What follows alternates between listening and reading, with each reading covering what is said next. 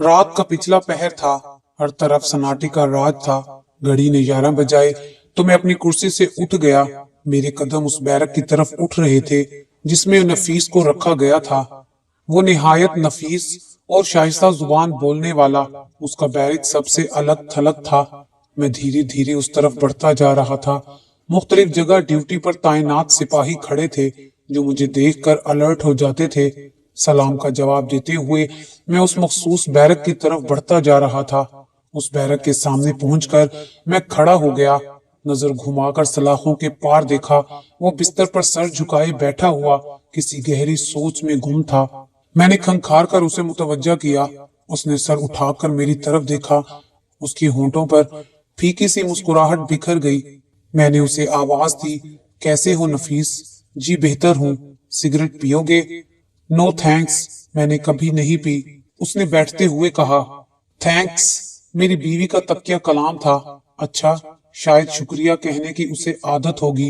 ये एक अच्छी आदत है। जी हाँ, वो बात बात पर थैंक्स कहती थी। नफीस ने सरशार लहजे में बताया। उसका लहजा चुगली खा रहा था कि वो अपनी बीवी से बहुत मोहब्बत करता था। अच्छा नफीस, ये बताओ कुछ खाने का दिल है? बोलो क्या खाओगे? क्या मेरी फांसी का ऑर्डर आ गया है? उसने चौंक कर पूछा। केस अदालत में है, मुझे क्या खबर? मैंने नजरें चुरा कर कहा। तुमने ये सवाल क्यों पूछा? आपने ख्वाहिश का जो पूछा। उसके होंठों पर तंजिया मुस्कुराहट फैल गई थी। शायद नहीं, यकीनन वो बात की तह तक पहुंच गया था। तुमने बताया नहीं, क्या खाना चाहते हो? मैंने नजरें चुराते हुए कहा। आपने पूछ ही लिया है तो सिज्जी खिला दें। वो मुस्कुरा कर बोला। मुस्कुराते वक्त उसके होंठों पर निस्वानी खिंचाव सा पैदा हो जाता जो कुछ अजीब सा लगता। मर्द पर मर्दानगी की छाप ही बेहतर लगती है। जब से वो जेल में आया है वो पाबंदी से नाई के पास जाता है। शायद क्लीन शेव रहना उसे बहुत पसंद था। आम कैदियों को ये सहूलत नहीं दी जाती, लेकिन उसके साथ मैंने बहुत रियायत की हुई थी। 1 महीने पहले नाई से कह दिया था कि वो उसकी फरमाइश पूरी कर दिया करे। सुबह सुबह नाई उसकी बैरक में आ जाता। उसकी शेविंग के बाद ही नाई किसी दूसरी तरफ जाता था। उस वक्त भी सुबह की शेव का ताजापन नजर आ रहा था। मैंने उसके चेहरे पर नजर जमाकर कहा, सिज्जी अच्छी मंगवा दूं? कोई खास दुकान जहाँ की सिज्जी ज्यादा पसंद करते हो तुम? जी नहीं, बस सिज्जी हो यही काफी है। वो बोला। दरअसल सिज्जी मेरी बीवी को बहुत पसंद थी। उसने फिर कहका लगाया। बात बात पर उसका कहकर लगाना मुझे अजीब सा लगता था। मैं समझ रहा था कि ये कह के खोखले हैं। वो जबरदस्ती कहकर लगाता है, मगर मैं उसे रोकना भी नहीं चाहता था क्योंकि मैं समझ रहा था कि वो हंसी के पर्दे में अपना गम छुपाना चाहता है। वो इसी सही में मसरूफ था। कहके की गूंज खत्म हुई तो वो सलाखों के मजीद नजदीक आ गया और बोला, जानते हैं मेरी बीवी सिज्जी क्यों पसंद करती थी? क्यों? एक बार मैंने सवाल किया था कि तुम्हें सिज्जी क्यों पसंद है, तो वो बोली, जन्नत में सिज्जी तो मिलेगी नहीं क्योंकि सिज्जी के लिए जानवर को ज़िबा किया जाना जरूरी है और जन्नत में किसी को ज़िबा नहीं किया जा सकता। इसलिए मैं जिंदगी में ज्यादा से ज्यादा सिज्जी खा लेना चाहती हूँ। उसने फिर कहका लगाया, गोया तुम भी इसलिए सिज्जी खाना चाहते हो। मैंने भी हंसकर जवाबन कहा, ये बात भी है और दूसरी बात ये है कि सिज्जी खाने से जिस्म गर्म रहता है। ये बात भी मुझे मेरी बीवी नाइला ने कही थी। उसने फिर कहका लगाया, हाँ ये बात तो है कि सिज्जी जिस्म में गर्मी पैदा करती है। जिस्म की गर्मी पर एक वाकया याद आ गया। ये वाकया कुछ शर्मनाक है मगर सुना देता हूँ मैं। उसने कहा।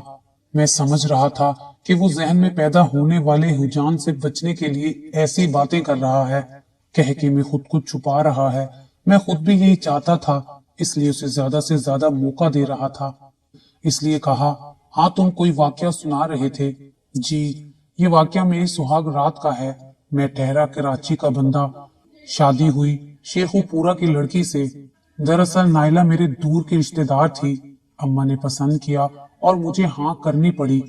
हालांकि नहीं करना चाहता था क्योंकि मुझ में कुछ ऐसी कमी थी जिसकी वजह से मैं शादी का रिश्ता नहीं निभा सकता था, मगर अम्मा के कहने पर मुझे हाँ करनी पड़ी। बारात कराची से गई थी, इसलिए पहली रात का इंतजाम वहीं किया गया था। वो सर्दी का मौसम था और मैं ठहरा कराची वाला।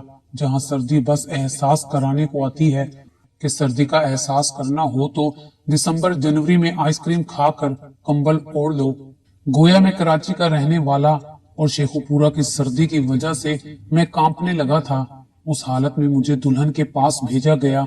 मैं सुकड़ा सिमटा उसके सामने पहुंचा और बेड पर बैठते ही पूछा, क्या शेखुपुरा वाले बगैर कंबल के रात गुजारते हैं? मेरी बात पर दुल्हन ने मुस्कुराकर बेड के नीचे से कंबल निकाला और मुझे देते हुए बोली, मेरी सहेलियों ने ये हरकत की है। उनका कहना था कि अगर कराची वाले ने कंबल की फरमाइश नहीं की और रात गुजारी तो समझ लेना उसमें बहुत गर्मी है, सर्दी सहने की गर्मी। इसका अंदाजा लगाने का ये आसान तरीका है। तो जनाब, मैं अपने सीधेपन में पहले ही इम्तिहान में फेल हो गया था और बात खत्म करके मुस्कुराने लगा था। मैंने नरम लहजे में इजाजत ली और अपने दफ्तर की तरफ चल पड़ा। रात मैंने ही उसके तमाम काम निपटाने थे, कागजात मुकम्मल करने थे। मैं अपने कमरे में पहुंचकर उसकी फाइल देखने लगा। तभी एक बात नजर आ गई जिसके मुतालिक पूछने दोबारा उसके पास आना पड़ा। वो उसी तरह फर्श पर बैठा था। मुझे देखते ही उसके होंठों पर फिर से मुस्कुराहट आ गई। वो मुस्कुराते हुए बोला, गोया मेरा शक मुकम्मल है कि मेरे लिए फांसी का हुक्मनामा जारी हो चुका है। ये बात क्यों जहन पर बिठा ली है?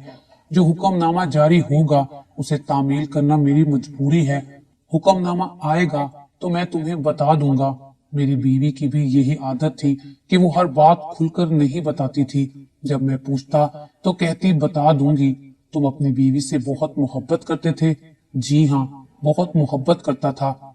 ये कहकर वो दीवार को घूरने लगा जैसे दीवार पर उसकी बीवी की तस्वीर चिपका हो। फिर गहरी सांस लेकर बोला, उसे बीवी के कत्ल का इल्जाम मुझ पर लगा है। इस इल्जाम के तहत मुझे फांसी दी जाएगी। मैंने उसके गमजदा चेहरे पर नजरें जमा कर पूछा, तुम इतने वसूख से कैसे कह सकते हो कि तुम्हें फांसी होगी? हालात और वाकयात यही बताते हैं। निचली अदालत ने भी मेरे साथ इंसाफ नहीं किया, यही कुछ आला अदालत भी करेगी। कानून सबूत की ऐनक से इंसाफ तलाश करता है और वकील ने मेरे खिलाफ सबूत का पहाड़ खड़ा कर दिया है। पूरे 2 साल हो गए। इस अरसे में कितने सारे वाकयात सामने आए। मैं दम बाखुद हूँ कि लोग एक चेहरे पर कितने चेहरे सजाए रखते हैं, क्यों एहसान फरामोशी पर आमादा हो जाते हैं। आखिरी पेशी पर मुखालिफ वकील ने जो गवाह पेश किया था मैं उसके मुतल्लिक बता रहा हूँ। उसने दुखी लहजे में कहा, वो कौन था? मैंने पूछा। दरअसल मैं उसको मौका देना चाहता था कि वो अपने दिल की हर बात बता दे, उसके दिल में कोई बात रह न जाए। उसने उस गमजदा लहजे में बताना शुरू किया। मुझे जब कटहरे में पहुंचाया गया तो मुखालिफ वकील ने पहला सवाल किया, क्या ये बात सही है कि आपके घर जमीला आती थी? मैंने इस बात में सर हिलाया तो वो बोला, उसकी उम्र क्या होगी? जवाबन मैंने कहा कि यही कोई 14-15 साल, 16 भी हो सकती है। मेरे जवाब पर वकील ने मुस्कुराते हुए कहा, गोया वो खिलती हुई कली है। इसी वजह से आपके घर में मियाँ बीवी में झगड़ा हुआ करता था। मैं उसका मफहूम समझ गया था। वो एक इल्जाम लगा रहा था मुझ पर। मेरे अंदर गुस्से की लहर उठ रही थी, मगर ये मौका नहीं था। अगर मैं गुस्से में आ जाता तो बात मजीद बिगड़ जाती। इसलिए अपने लहजे को नरम बनाकर मैंने जवाब दिया, ऐसा कौन सा घर है जहाँ मियाँ बीवी में तकरार नहीं होती? मगर इस तकरार का आप गलत मतलब ले रहे हो। मेरी बीवी मेरी जिंदगी थी। मैं उसे बहुत चाहता था, इसलिए वो कभी कभी ज्यादा ही बोल जाती थी, मगर मैं उसकी बात का बुरा नहीं मनाता था। निहायत रिसान से बोलकर उसके गुस्से को ठंडा कर दिया करता था। मेरे जवाब पर वकील ने कहा, क्या ये बात सही है कि आपकी बीवी उसे पसंद नहीं करती थी और नौकरी से निकालने की बात करती थी? उसकी इस बात पर मुझे याद आ गया कि उस वारदात से 2 दिन पहले की बात है। मेरी बीवी ने नाखुशगवार लहजे में कहा था कि वो जमीला को नौकरी से निकालना चाहती है, दूसरी मासी ढूंढ रही है। मैंने पूछा था कि वो ऐसा क्यों सोच रही है, तो उसने कहा था कि मुझे उसके चाल चलन पर शुबा है। वो घंटे घंटे भर चौकीदार के कमरे में घुसी रहती है। उस पर मैंने कहा था, तो क्या हुआ, वक्त गुजारी के लिए गप्पे लगाने जाती होगी, बच्ची है, इतनी छोटी छोटी बातों को नजरअंदाज करना ही बेहतर होगा। मेरी बीवी ने मुंह टेढ़ा करके कहा, बच्ची नहीं, ये अब जवान हो चुकी है। जिस पर मैंने कहा कि हम इसे निकालने की बजाय चौकीदार को ही निकाल देते हैं। जिस पर मेरी बीवी ने कहा कि नहीं, चौकीदार को नहीं, बल्कि मैं इस जमीला को ही निकालूंगी। इस बात पर काफी देर बहस होती रही। मैंने समझाने के लिए भी कहा था कि चौकीदार का कैबिन इतना बड़ा नहीं है कि कोई गलत बात सोची जाए, मगर उसकी रट थी कि जमीला जब भी वापस आती है उसके जिस्म से गोल्ड फ्लैग सिगरेट की नागवार बू आती है और उसकी हालत भी काफी उजड़ी पुजड़ी होती है। ये बू ही उसका जुर्म साबित करने को काफी है। उस दिन के बाद भी वो कई बार लड़ी कि आखिर आपको उस लड़की से इतनी हमदर्दी क्यों है, और मेरा एक ही जवाब था कि इंसानी हमदर्दी। मैंने अपनी बीवी को हर किस्म की आजादी दी हुई थी। वो मेरी बजाय चौकीदार के साथ हर जगह आती जाती थी। मैंने कभी भी उस पर कोई पाबंदी आयद नहीं की थी। वो अपनी बात खत्म करके खामोश हो गया। उसकी बातों का अंदाज बहुत प्यारा था। वो ठहर ठहर कर नपे तुले अंदाज में बोलता था और उसकी यही बात मुझे पसंद थी। एक यही नहीं, कई और कैदियों से भी मैं इसी तरह घुल मिलकर बातें करता हूँ। जेल में आने वाले ज्यादातर कैदी मोहब्बत के भूखे होते हैं, इसलिए वो मेरे सामने अपनी पूरी जिंदगी खोल कर रख देते हैं, अपना तमाम दर्द बयान कर देते हैं, जैसे ये अपनी एक एक बात बयान करता जा रहा है। मैंने उसके चेहरे पर से नजर हटाकर कहा, गोल्ड फ्लैग की बू मुझे भी सख्त नापसंद है। आखिरी पेशी पर क्या हुआ जिसकी वजह से इंसानियत पर से तुम्हारा एतमाद उठ गया? अगर मुनासिब समझो तो ये भी बता दो। अजीज साहब, होना क्या था, उस दिन जब मुझे कटहरे में खड़ा किया गया तो मुखालिफ वकील ने मुझ पर इल्जाम लगा दिया कि आप और आपकी बीवी के दरमियान तकरार हुई थी और उसकी वजह जमीला थी, जो 14-15 साल की बच्ची थी। ये कोई नई बात नहीं है।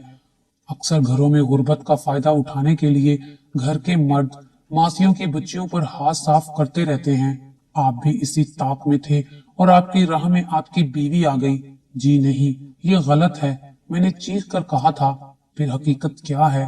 उस रोज क्या हुआ था? खुल के बताइए। वकील ने तंजिया हंसी हंसते हुए कहा, किसी ने सच ही कहा है कि पैदा हुआ वकील तो शैतान ने कहा। लो, आज हम भी साहिब औलाद हो गए। वाकई वो वकील शैतान की औलाद था। उसने इल्जामात की बौछार कर दी थी। मैं जितना खुद को बचाने की कोशिश कर रहा था, वो उस कदर तेजी से मुझे दलदल में खींच रहा था। उसके सवाल का जवाब देने के लिए मैं उस दिन के वाकयात याद कर रहा था। कुछ भी कर ले, लेकिन हकीकत को जुठला नहीं सकते। आपने जुर्म किया है, एक घिनौना जुर्म। आप मुजरिम हैं। उसकी इस बात पर मेरे वकील ने खड़े होकर कहा, अपनी बात को किसी के मुंह से कहलवाना सही नहीं है। मेरे काबिल दोस्त को अपने जुर्म का अंदाज बदलना होगा। मुखालिफ वकील ने मेरे वकील की बात पर मुस्कुराकर कहा, तो ये जवाब देने में इतनी देर क्यों कर रहे हैं? इस अजियतनाक जुमले से घबरा कर मैंने जल्दी से कहा, उस दिन मैं दफ्तर में काम निपटा रहा था कि बीवी का फोन आया, फौरन आ जाएं। उस बेवक्त के बुलावे पर मैंने पूछा, कोई खास बात? ऐसी क्या बात हो गई? तुम्हारे लहजे से ऐसा क्यों लग रहा है कि तुम काफी गुस्से में हो? बस मैंने कह दिया ना, जल्दी आ जाए। कहकर उसने फोन रख दिया। वो कोई भी बात खुलकर कहती ही नहीं थी, हर बात छुपा लेती थी या बहुत देर बाद में बताती थी। उसकी इस आदत से मैं परेशान रहता था। फोन आ चुका था, लहजे में भी कुछ खास तब्दीली महसूस हुई थी, इसलिए मैंने दफ्तर से छुट्टी ली और घर की तरफ रवाना हो गया। और घर पहुंचकर आपने काम दिखा दिया। मुखालिफ वकील ने एक बार फिर हमला कर दिया। मैंने खुद पर जब्त करके जवाब दिया। जब मैं घर पहुंचा तो बाहर का गेट खुला हुआ था। चौकीदार अपने कैबिन में मौजूद नहीं था। अक्सर वो नुक्कड़ की दुकान से सिगरेट लेने चला जाता था। दुकान ज्यादा दूर नहीं थी, इसलिए दरवाजा खुला छूट जाता था। इसलिए मैंने भी तवज्जो नहीं दी और अंदर दाखिल हो गया। बरामदे का मरकजी दरवाजा भी खुला हुआ था, जबकि मेरी बीवी की आदत थी कि वो अंदर वाले दरवाजे को बंद रखती थी। इतनी अहम बात की जाने भी मैंने तवज्जो ना दी और अंदर दाखिल हो गया। अंदर पहुंचकर मैंने नाइला को आवाज दी, मगर उसने जवाब ना दिया। फिर मैंने जमीला को आवाज दी, वो भी गायब थी। मैं नाइला को आवाज देता हुआ ड्राइंग रूम से डाइनिंग और फिर बेडरूम में आ गया, मगर वो नजर ना आई। मैंने बाथरूम में झांक कर देख लिया, वो वहां भी ना थी। बाथरूम खाली पड़ा था। तब मैं किचन की तरफ बढ़ा। नाइला किचन में होती थी तो हांडी की खुशबू डाइनिंग रूम में फैली रहती और मेरी आवाज भी बआसानी सुन लेती, इसलिए मैंने उधर तवज्जो नहीं दी थी। मगर जब कहीं नजर ना आई तो मैं उस तरफ चल पड़ा। किचन में झांकते ही मेरे ऊपर की सांस ऊपर और नीचे की नीचे रह गई। वो फर्श पर चित पड़ी थी। वो इस दुनिया से रुखसत हो चुकी थी। किसी ने उसका काम तमाम कर दिया था। ये देखकर मेरे होश उड़ गए। मैंने इतना ही कहा था कि मुखालिफ वकील ने खड़े होकर जुमला पूरा किया और आप खौफजदा होकर घर से भाग निकले, यही ना? जी हाँ, मैंने इस बात में गर्दन हिलाकर कहा। आप एक तालीम याफ्ता, बाशऊर, एक ऊंचे ओहदे पर फाइज जवान हैं, कानून का इल्म भी रखते हैं। ऐसी हालत में लोग दूसरों को मदद के लिए बुलाते हैं, लेकिन आपने ऐसा नहीं किया। आप बंगले से निकलकर सीधे इंटरसिटी बस स्टॉप के होटल में जा पहुंचे। क्यों? उसके इस सवाल पर मैंने नीची आवाज में कहा, दरअसल मेरा जहन उलझ गया था, इसलिए। होटल के खामोश माहौल में बैठा सोच रहा था कि मुझे क्या करना चाहिए। आप सोच रहे थे? मुखालिफ वकील ने इल्जाम लगाया। किस तरह बीवी की लाश से पीछा छुड़वाऊं? कहां जाकर फेंकूं उसकी लाश को? उस इल्जाम का जवाब सबूत से दिया जा सकता था, जो मेरे पास नहीं था। अजल से मैं डरपोक और उलझ जाने वाला जो हूँ, इसलिए मैं खामोश था कि मुखालिफ वकील ने कहा, मिलॉर्ड, मैं अब इस कत्ल की एक अहम गवाह को पेश करने की इजाजत चाहूंगा। इजाजत मिलते ही उसने गवाह को कटहरे में लाकर खड़ा कर दिया। उसे देखकर मुझे कुछ हौसला मिला, क्योंकि वो जमीला थी, जिसकी हमदर्दी में मैं नाइला से लड़ा करता था। वकील ने मेरी तरफ इशारा करके उससे पूछा, जमीला, क्या तुम इसे जानती हो? तो वो बोली, जी हाँ, मैं इसके घर में काम करती थी। वकील ने कहा, क्या ये सही है कि तुम्हारी वजह से ये अपनी बीवी से लड़ा करते थे? वो बोली, जी हाँ, बीबी जी मुझे नौकरी से निकालना चाहती थी, मगर साहब जी मुझ पर बुरी निगाह रखते थे और मेरे साथ अजीबो गरीब हरकतें भी कर चुके थे, इसलिए वो मुझे नौकरी से निकालने के लिए इनकार कर रहे थे। वो बीबी जी को समझाते थे कि ऐसा ना करो। जमीला की बात खत्म होते ही वकील ने कहा, मिलॉर्ड, इन दोनों के दरमियान जो रिश्ता जन्म ले चुका था, वो नाइला क्या कोई भी बीवी बर्दाश्त नहीं कर सकती, इसलिए दोनों में फसाद बर्पा होता। इस बात पर मेरे वकील ने खड़े होकर कहा, किसी की हमदर्दी में बोलना जुर्म तो नहीं है। मेरा मुवक्किल एक सीधा साधा रहमदिल और असूल परस्त शख्स है, और ये लड़की मेरे मुवक्किल पर इल्जाम लगा रही है।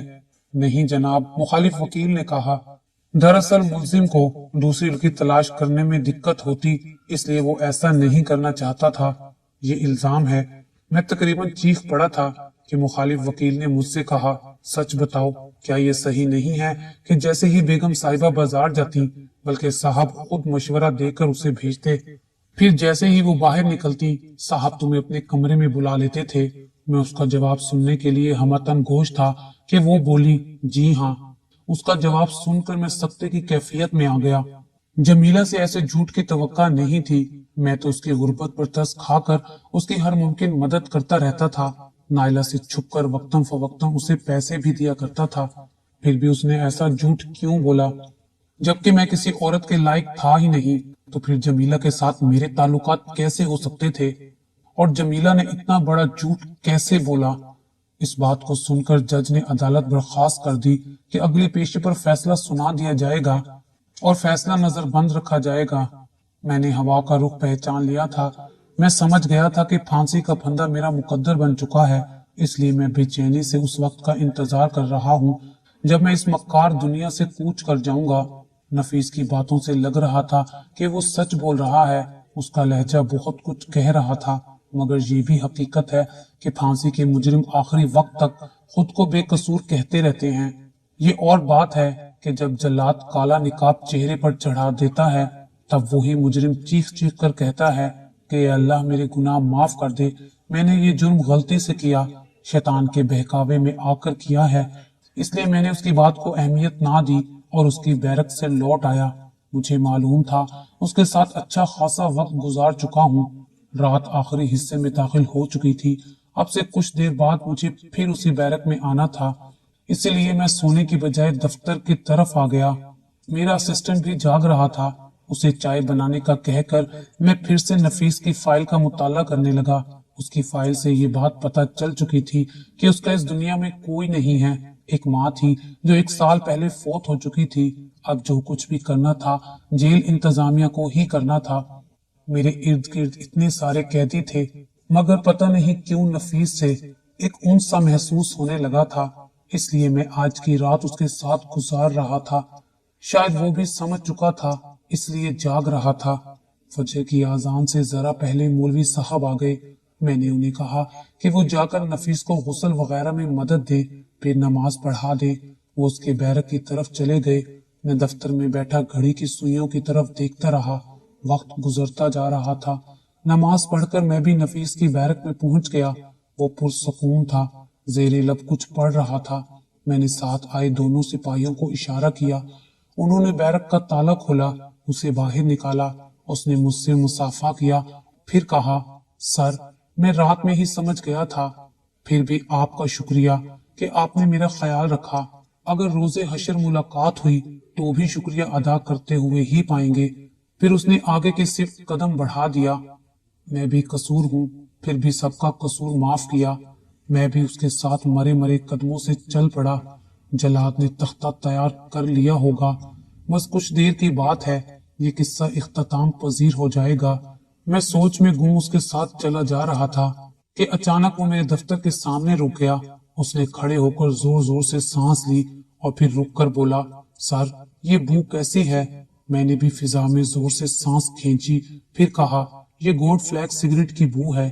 اس نے حیرت سے ادھر ادھر دیکھتے ہوئے کہا، یہی وہ بو تھی جو مرتے وقت نائلہ کے کپڑوں سے آ رہی تھی۔ میرے اندر کچھ چھن سا ہوا۔ بات کی تہ تک میں پہنچ گیا تھا، مگر میں مجبور تھا۔ عدالت کے حکم کو رد نہیں کر سکتا تھا، اب اپیل کا وقت بھی تو نہیں تھا۔ عدالت کے حکم کے آگے میں مجبور تھا اور ایک بے گناہ کو ناکردہ گناہ کی سزائے موت دینے جا رہا تھا۔